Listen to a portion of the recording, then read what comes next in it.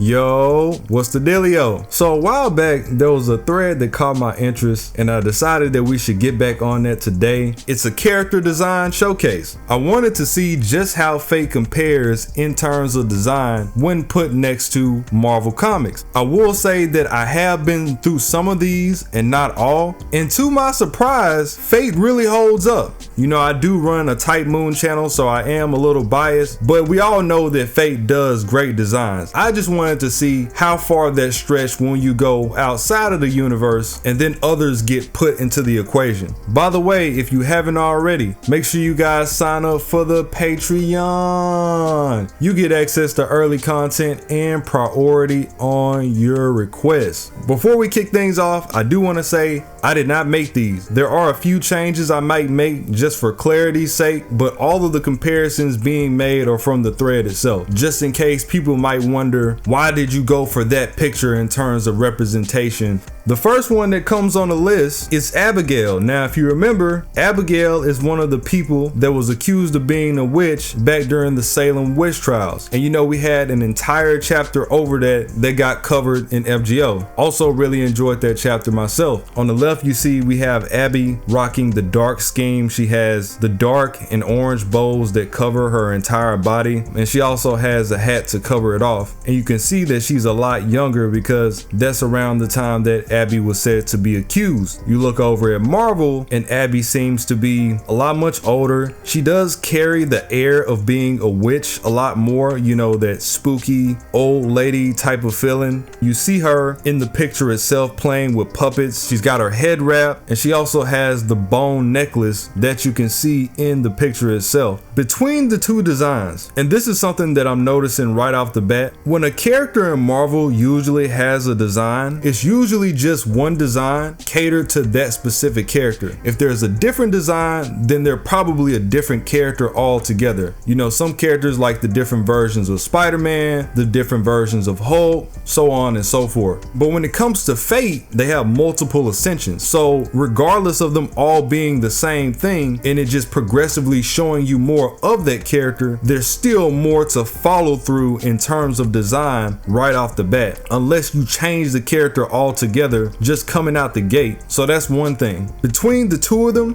and this is going back into what I was saying before, I do think Abigail houses a more interesting design because the way that Fate set her up, she wasn't just a witch from the Salem witch trials, but they also weaved in that aspect of her being a catalyst for Yog-Sothoth. And you can see that once you get into her later ascensions with her entire body changing. She has the keyhole on her forehead. She has these tentacles coming out of her body. It just becomes a way more engaging design, whereas you have the Abigail from Marvel that just stays mundane and really true to the original self. In terms of who looks more like a witch, I will give that to Marvel, but in terms of who looks better and just more interesting overall, I gotta give that to Fate. And this is another thing that I wanted to get into because this is a conversation that I also see all the time. Many people get extremely agitated by the way that Fate does their designs. They complain time and time again, oh, this isn't the way this is supposed to be. Oh, why did they butcher the design? It was said to be like this in certain myths. Now, on one end, if it's your culture, I get it. And you know, we saw a lot of this recently with the South American Lost Belt. Fate did use South America as the actual groundwork for LB7, but they also took a lot of liberties in the way that they handled the characters. Personally, from what I've seen of the designs, I like a lot of them, but in terms of if it's their culture, they're saying a lot of that is inaccurate. I would understand if you don't want the only representation of your culture to be put this way if that's not the way that it's said to be. But on the other end of the spectrum, especially if we're talking about actual mythology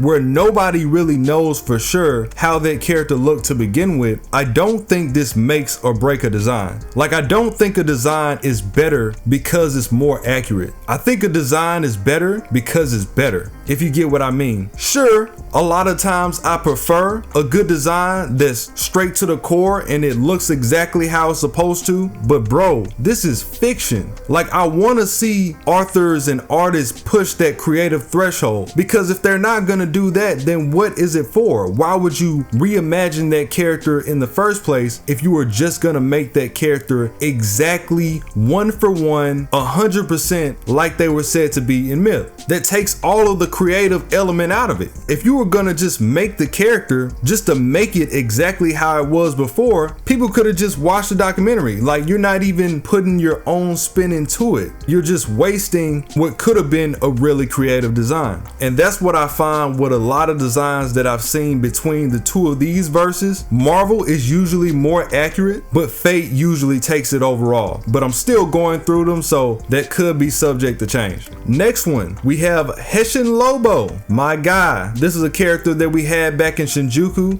Again, great chapter. Really enjoyed it as a part of FGO 1.5. All my people that's been through it already know. And then on the other side, we have Marvel's Headless Horseman. So now that we're here, and I'm gonna let you guys decide, but once again, I will say immediately between the two, I feel like Fate takes it. And here's another thing that I'm noticing. Fate often likes to weave multiple myths together. So at first we had Abigail Williams being weaved in with Yaga from the world of the author H.P. Lovecraft from Lovecraftian lore.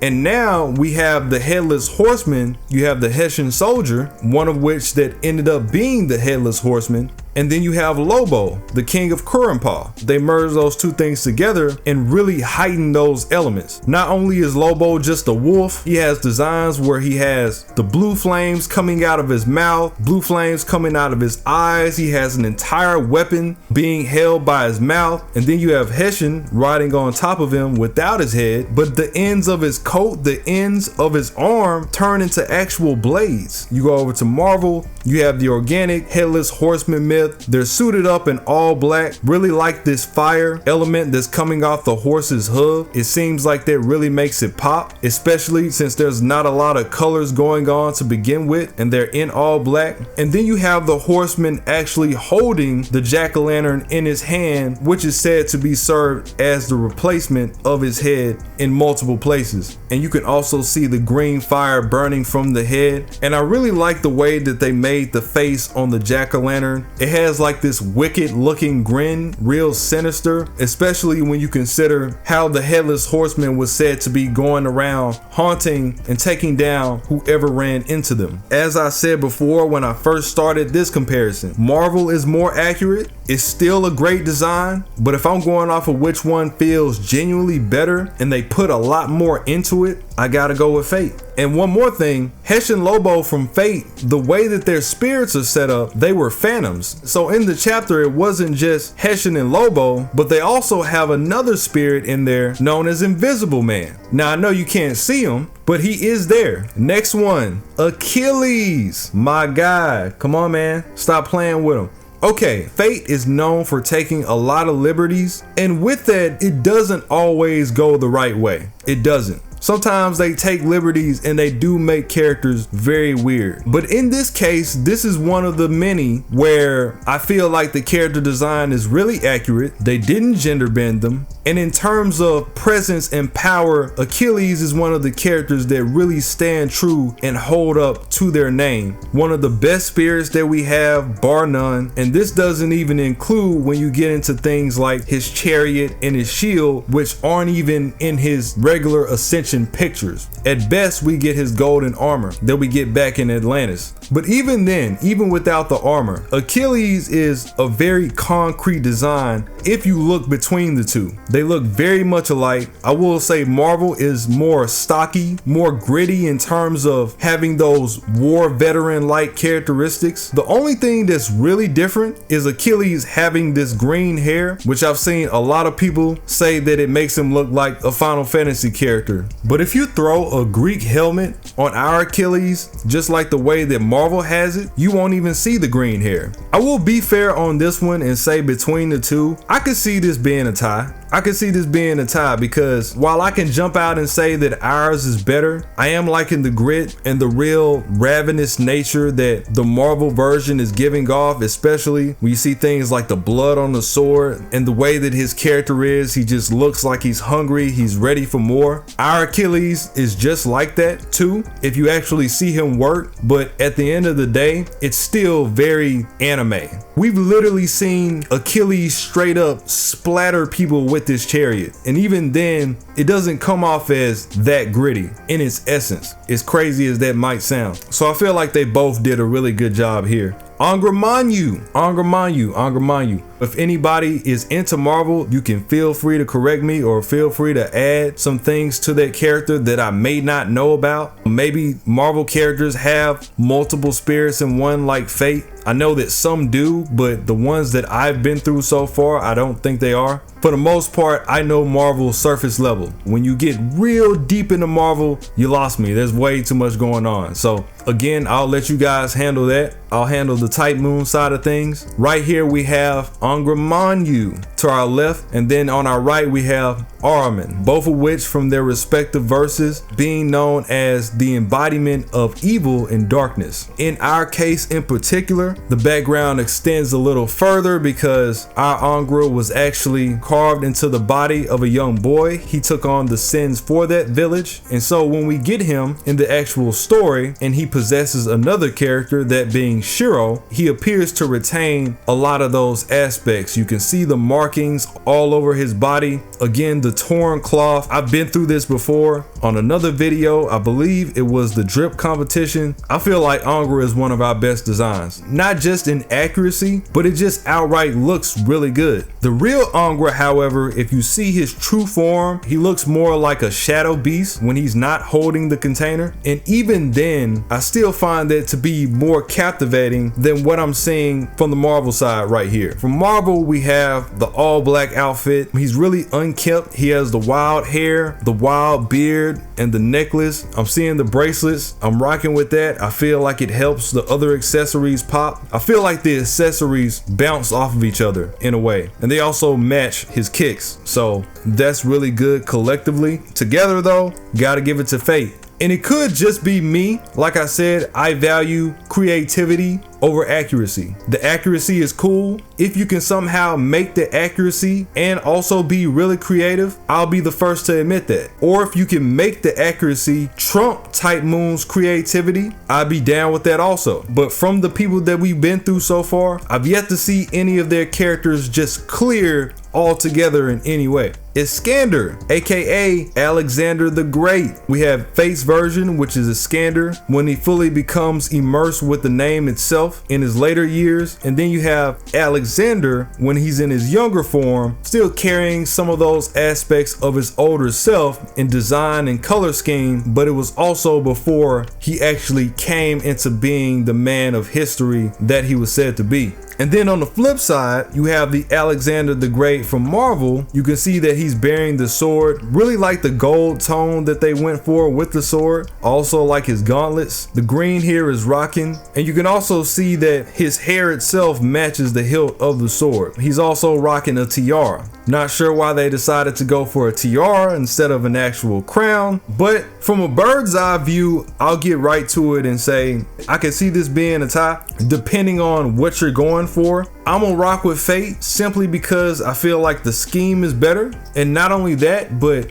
Iskander's faces just seem more sightly. The Alexander from Marvel in the face is fucking hideous. It's hard to look at him. I'm finding a hard time to even compare their characters because I gotta keep looking to the right side of my screen. But his outfit itself, I'm messing with. We're not even really bringing powers into it. I might bring it up every now and then in terms of Fate because that's what I know, but that's not something that I'm really comparing here. We're getting straight into the designs conceptually. all the way down to the build, the brown in the body armor itself, the fur around his cloak. Everything just really makes Scander pop, more so on that side than the other, at least the way that I see it. Feel like it's really unfair that Scander gets a full body picture and then the Marvel version doesn't. But I think the reason why the OP did this is because they couldn't find one. And that kind of leads into another issue that we might have when comparing a lot of these designs. Some people may have a bigger role in the story than others. The same way that you can get power creep, you can get creeped in terms of narrative, so you don't have a lot of showcases. So how can you really compare them? It's not that fair to say when that character only shows up so many times, or if they really show up at all, some of them might just be mentioned. I know on our side, Alexander plays a really pivotal part in the introduction of Fate. He's one of our first characters, and in the story that he's in, he played a really big role in not just his character, but the growth of others. He ended up surviving all the way to the end, and it means a lot in terms of the values and what they end up getting. Next we got Altera,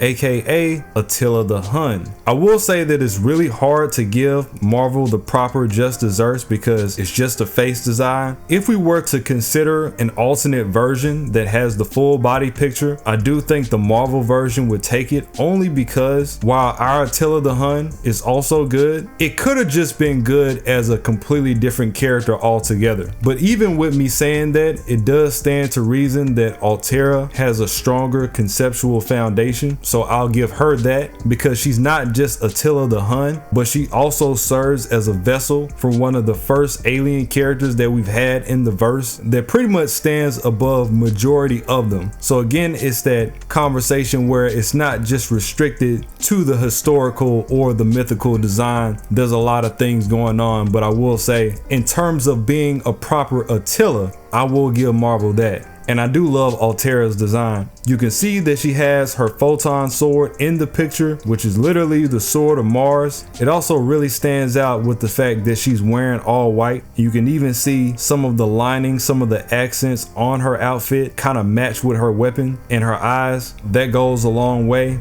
And then on the flip side, you have this purple headdress. Can't really see the rest of his body, but on the alternate version, you can see the horns coming out the side of his head. He's got the sword in hand, weapon on his side, fur on the boots. It's just a really concrete design. I can't say that it's not. Next one we have Amatarasu, another grand heavy hitter in the Type Moon verse. And I'm gonna be completely honest, the way that this is set up, it isn't even fair. There's a lot of details put into the accessories of her design, and also she just feels really huge. She is the chief goddess in the Shinto religion of Japan. She's their sun goddess. She is a very prominent figure for them. The sun on the Japanese flag is modeled after her. So you're expecting something big in terms of gravity, and she definitely delivers that. The first time that you see her, she literally takes up the entire screen. You can see her tails flowing off into the background, and then you have the matching white and blue outfit to boot.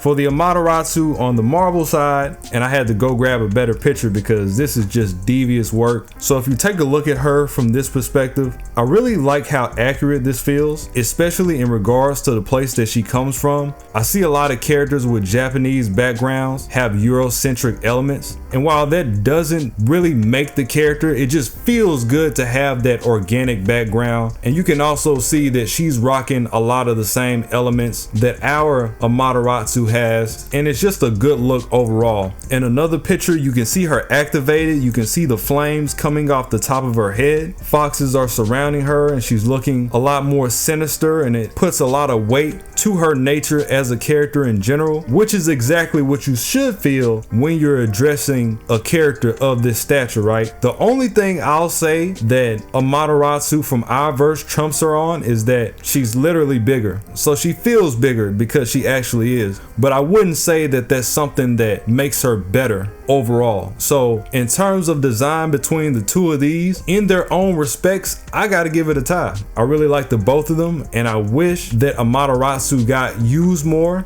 in our verse because it's been a long time coming, especially with the introduction of the Tamamo 9, which is pretty much our version of Amatarasu split into several counterparts because she's so powerful. She's literally so strong that the reason we never see her is because her power is too much to be contained usually. Next one up, we have Amit. So Amit is actually a goddess from Egyptian myth. She is described to be the devourer of dead souls. So if you have a person that sinned when they go over to the afterlife, she is the one that eats the souls of those people. She's described to have the back of a hippo, the torso of a lion, and then as you can see in the picture, it's heavily depicted the head of a crocodile. And I'm gonna be honest, right off the bat, just like before, both of them are really nice. I really like the both of them. I'm seeing the serpents in the background. That's a really nice touch. Just looking at it from a bird's eye view, and this is how you can tell that they're both really accurate because they look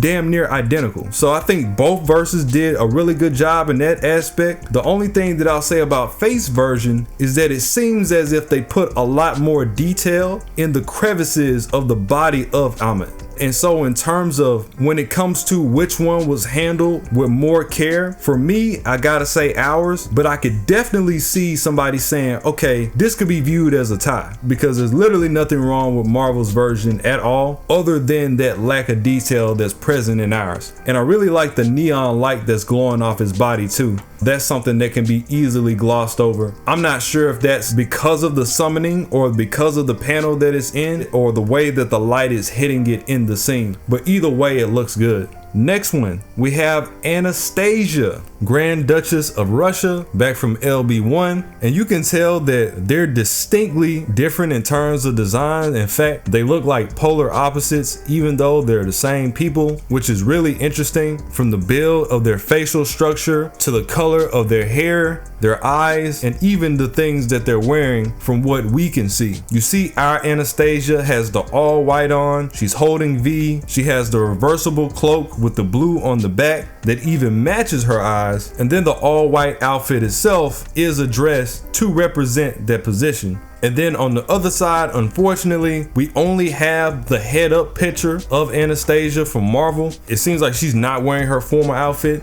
There's really nothing that puts one above the other because it's just a matter of preference. But I will say that ours gives you that more Grand Duchess vibe that suits the character and lets you know that it's her. That's really one of the only things that sets it apart. And not only that, but I feel like what she is wearing between the cloak and the eyes, like I said, really matches the way that her character looks. The paleness of her skin kind of leans toward where she's from also. It makes it feel a lot more realistic, coupled with the fact that she also has a lot of ice powers in the story itself to also further perpetuate that. So out of the two, I'll give that to Type Moon. That's before you even get to the fact of V that she's holding in her hand, not just being some doll, but an actual elemental, this otherworldly being that's also incorporated into her character. Again, it just makes it way more interesting. Next up, we have Neoc Chris altar, which is an ancient pharaoh that has had her character merge with the god Anubis. Anubis being a literal god of the underworld that protected spirits of the dead in Egyptian myth. So the first character, we have Neoc Chris with Anubis incorporated into her character. The second, we have the actual Anubis, the one that shows up as a servant in Fate Requiem, who actually looks like the black depictions of themselves in their myth. And then on the right side, you have Marvel's version with the humanoid Anubis, pretty much boasting the same thing. They have their scepter, they have the golden gear, the accessories, and you kind of just feel that godly nature that they should have, as well as the mythical aspects that come along with it.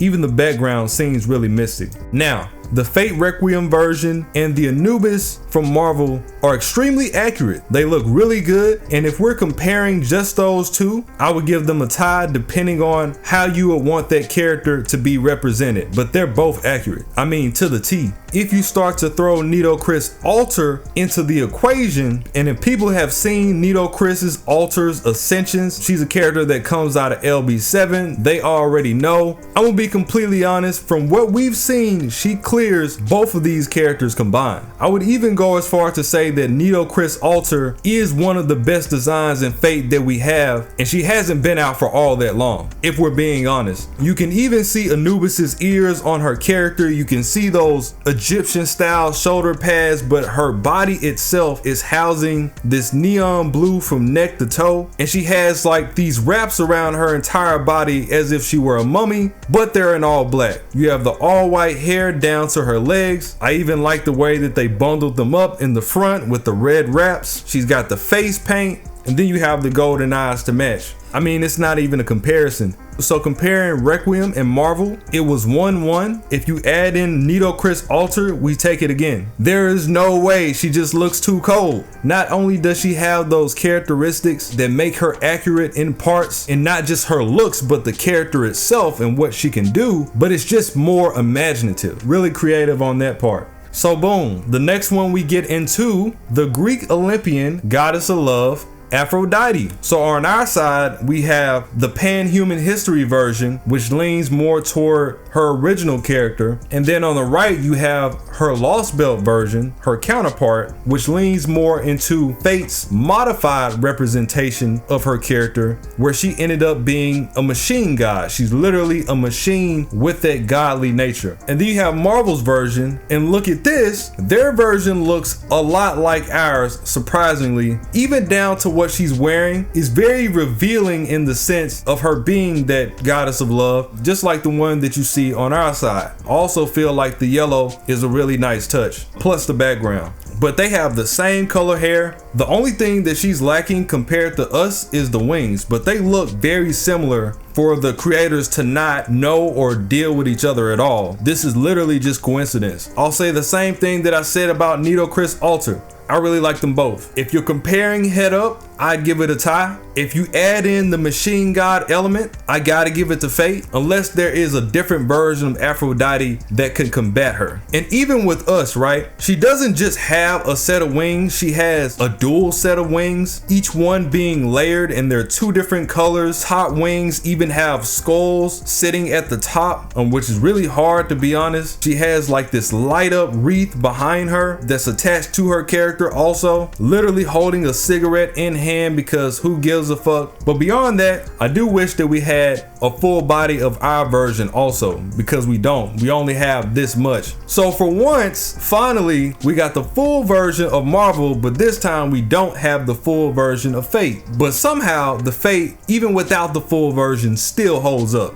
People may talk up and down about Fate's designs. Oh, I don't like the way that it came out. Fate does really good designs, and not without reason either. There are so many artists there involved, so many talented people pitching ideas all in one place. It's kind of hard not to have really good designs. And I don't even think Aphrodite is considered to be one among the best. It's just, you know, when they come with a design, they're coming with that heat. And then looking at Fate's Lost Belt version, in the story, she is a literal spacecraft that floats in space and straight up annihilates people on the word of Zeus. You can see that she still has those wings as a part of her character. The lights and even the legs of the spacecraft kind of give form to its own unique nature, but it still turns out in the end. Next up, we have Archimedes, back from Fate Extella, all black on. You can see the yellow around his waist, as well as the belts that he has layered on top of it. He has some rings locked together flowing off to the side. All of these things kind of just complement each other because the rings match his shoulder and the belts match the reversible bottom. And then on the right side, you have Marvel's version, who is a lot different. You can see he's a lot more rough natured. He has the full beard. I will say that's something especially that most of our characters, most of the designers are really afraid of, that rough, rugged, manly look. They don't give that design out that often in comparison to how many they design as their younger selves. And I'll give a great example. When Theon was first introduced,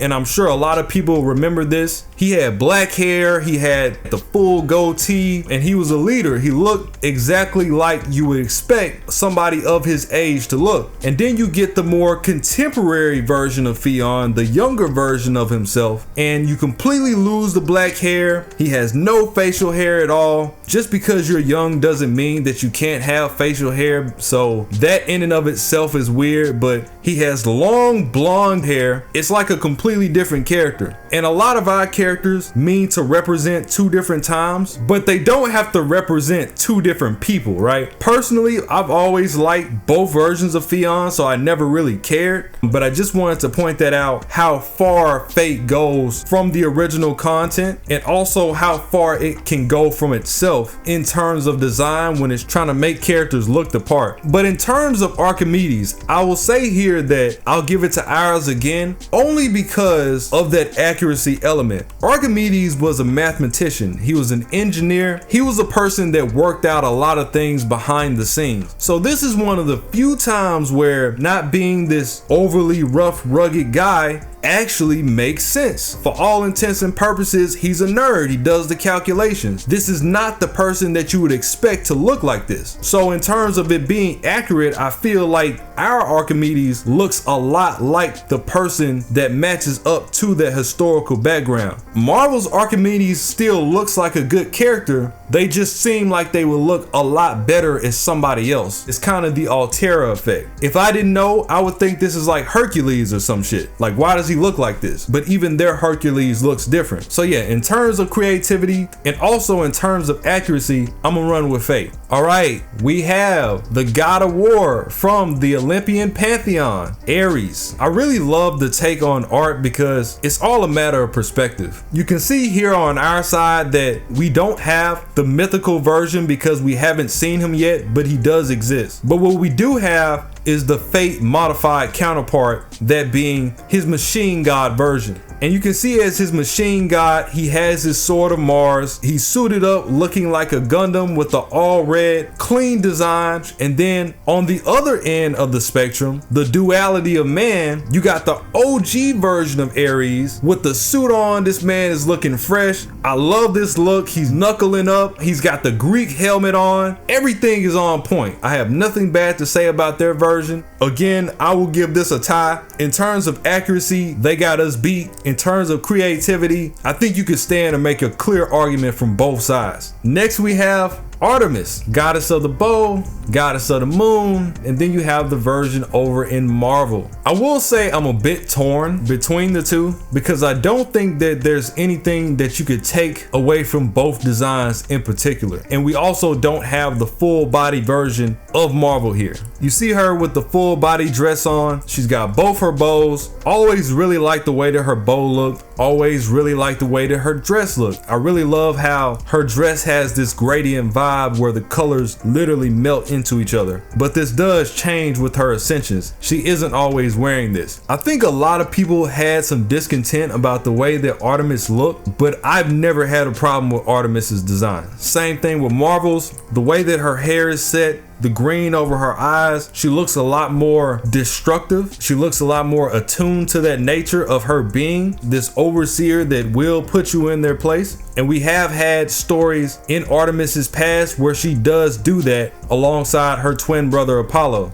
And I mean literally. In fact, Atalanta's super move, her phantasm, is literally Artemis and Apollo sending down a hellfire of shots straight from them. But there's also that motherly aspect too that you have to consider, and that's the one that Fate kind of leans towards. So I can't say they're wrong in making her character look their way either, really. Because alongside being the goddess of the hunt, goddess of the wild, she's also the goddess of childbirth and the care of children. Chastity, all of that. So it kind of just represents two different versions that you could see out of that character. So out of these, I gotta give them a tie. Okay, here we go. Yeah. All right, King Arthur. We got our version over on the left, and then we have Marvel's over on the other side. Man, King Arthur. I'll start off mentioning Artoria. Ever since the break of that character, even despite the fact of her being a gender band, if you just throw that idea, that concept completely out of the picture, I have always heard that people enjoy Sabre's design a lot. And you can say the same about a lot of OG designs, but Sabre's design, King Arthur's design in particular, this blue and this silver format is iconic for Fate. You'd be hard pressed to find somebody that says that it's not. His suit in particular looks a lot different from Sabre's, but they still kind of weigh out to be the same. In terms of the way that the fit looks, that kingly nature, I'm torn again, because when you look at the outfit itself, I feel like our King Arthur honestly has more drip. That's not to say that Marvel's King Arthur doesn't have drip, it just looks a lot less kingly. He looks a lot more like an underling, if anything, and that's not the way that King Arthur is supposed to look. In fact, if he didn't have this crown on and he wasn't standing next to ours, I wouldn't even know that he was King Arthur, right? Because what is distinctive that makes him stand out as a king? On the other end of the spectrum, you can say the same thing about us. Who is this little feminine blonde boy with the sword, right? Arthur is supposed to be that dude. He's supposed to be the slayer, the leader of the round. I would imagine before I watch Fate that our Arthur would look a lot like the way that the Arthur looks in the face from Marvel. So I feel like we have the better drip,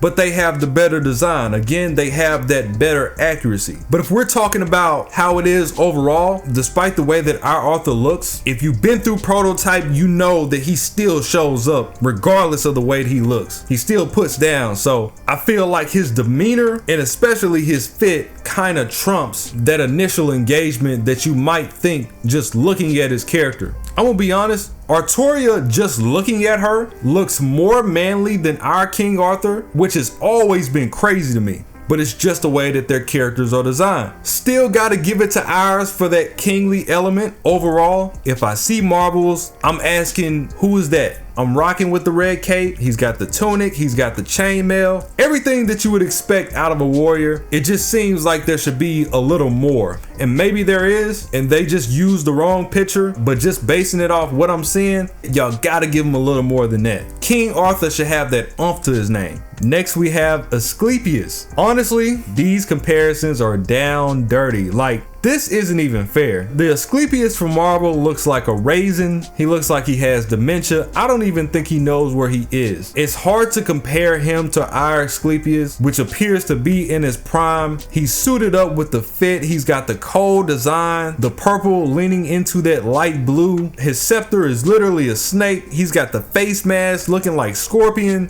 This is honestly a sweep. You couldn't even compare the two. I don't even want to bring out anything else from my Asclepius because he does have other versions. Just this alone is giving that work. But I do like Asclepius's design. I've always felt like they did a good job with him. Next up we have Asterios, part man, part bull. And you can see a lot of those aspects in the way that his character is drawn, in his strength, and these huge weapons that he has crossing up in the picture itself. The ball and chains to represent how he was locked up as a character, the huge bull horns coming out of his head, the fur, and even the darkened eyes with the red pupils. Always felt like Asterios' design was hard. When we go for Asterios and Marvel, you can even see Wolverine here in the background. He also has the bull head, very brolic in the same way that ours is. He more so has a Greekish roll, so I'll give it a little more accuracy in that case, but not anything that particularly overrides our character. It's just, you get it. Overall, it's really hard to see it in the picture, but I'll give this one another tie. Personally prefer ours. Same issue as a lot of the other ones. More accurate, less creative. And then you have ours that's a little less accurate because it doesn't have the bull head, but it's more enjoyable to look at all around. Atalanta, an old favorite of mine as far as females go, for sure. Raised up by Artemis, and so she also was raised in the wild and became an expert with the bow. Marvel's on the other side. You can see that she's wearing the white bottom, the white top. She also has her bow in her hand. She looks a lot more aggressive, at least in the picture that we see, but don't get it twisted. We do have multiple forms of our Atalanta, and she can get like that in her normal form too. Her story arc is something that literally revolves around it.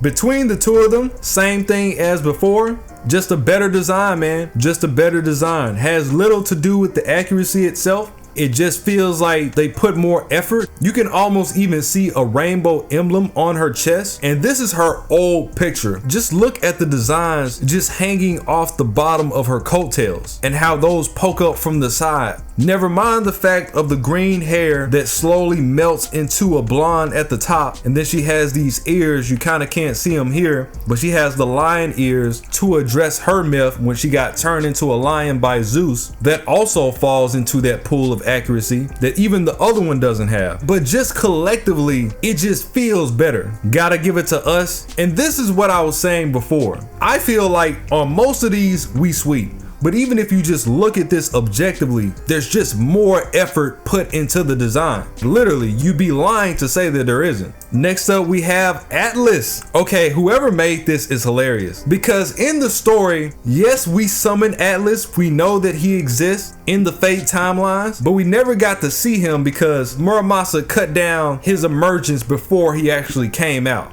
All we got of Atlas as of right now is just a silhouette of his character. We have no idea what he's going to look like. So all we have is this beam of light. You can't even tell who it is. This literally could have been anybody without context. And then on the other side, you have Marvel holding up the world, holding up the heavens. He's a giant in nature, exactly how he's supposed to be, because remember, Atlas is the son of a Titan. We gotta take an L for this one because we don't even have an Atlas to put up. And Marvel's Atlas is on point, so we got to give him that one. He's holding true to who he is, looks exactly the way it's supposed to be, and it's just an appropriate design altogether. And then finally, yes sir, one of our newest additions. Most people don't even know about this character. She comes out of Fate, lost on Heriar, and this is Baba Yaga on both sides. Baba Yaga being the figure on the left, and then you can see a Hassan towards the bottom. We still don't know who that is because the novels are still being written. But from everything that's been presented to us beforehand, Baba Yaga being one of the most known witches there is, literally the epitome of being a witch, at least in terms of myth. And though you can't see a lot from this design because it's black and white, I really like the way that she looks. She looks real demonic, real unearthly, like an actual monster herself. And I gotta give a nod to that because they could have just made her some old witch, but they decided to go even further than that. If you look at her leg, her left leg isn't even complete. It looks more like a blade. You can see that she's wielding a scepter of sorts. So I'm really expecting a lot of dope things to come out of her. Sakurai, can you finish writing Fate on Heriar, please? Don't let it end up like Requiem. No, can y'all please write these characters out and not just leave them to exist like a lot of the others that we have. Then we have the Baba Yaga on the right with a pool of snakes in her head, which I really like. I think that's really interesting. Skull face, skull body, and even a skull on the spear itself. I would also go as far to say that it appears that the spear is alive, still houses that demonic nature even more so than the one on our side. My only thing is, I would have thought this was Medusa just looking at the snakes. That came really left field. You know, Baba Yaga has never been mentioned to look like this. Maybe have some type of affinity to serpents, but not exactly have a head full of snakes. But the way that she comes out looking, I'm still all down for that. Just like a lot of the other ones before, I gotta give them a tie. Matter of perspective.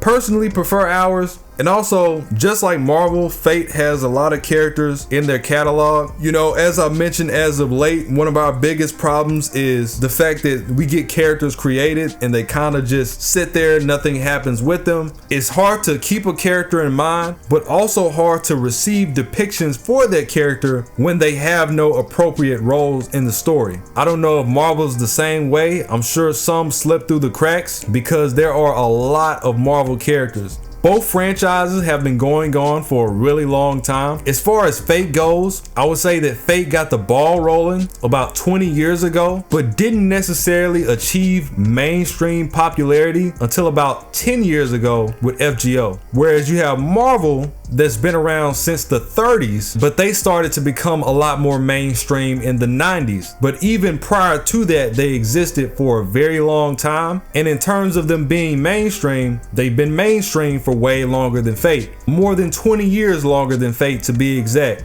So you expect more characters, you'd honestly expect better designs. That's why I said I was really surprised. And you also expect more alternatives altogether. And I will say there is a lot of those. It's just not for the characters that's been used in this comparison. But I will say that we're definitely going to do more of these in the future. This was really fun. And personally, I feel like Marvel does better OCs. They do really great original characters in terms of the way that the character looks. People like Dormammu, Ghost Rider, Iron Man, come on man. And those are just to name a few. If I just sat here naming Marvel characters, I'd be here all day. But I'm just saying, I don't want people that's not into the verse to see this and think Marvel doesn't come with that heat, because you are a motherfucking lie. It just leans more so to the originals, to me.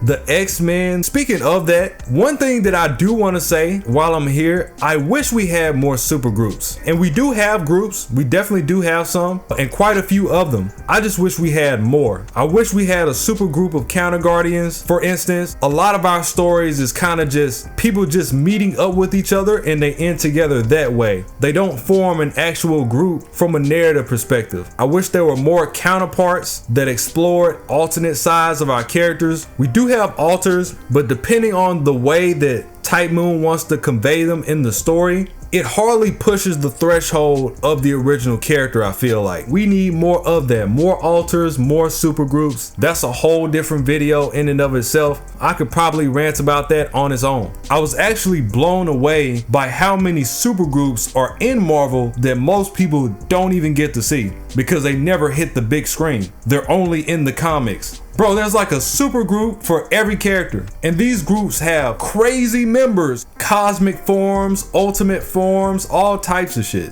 It gets wild.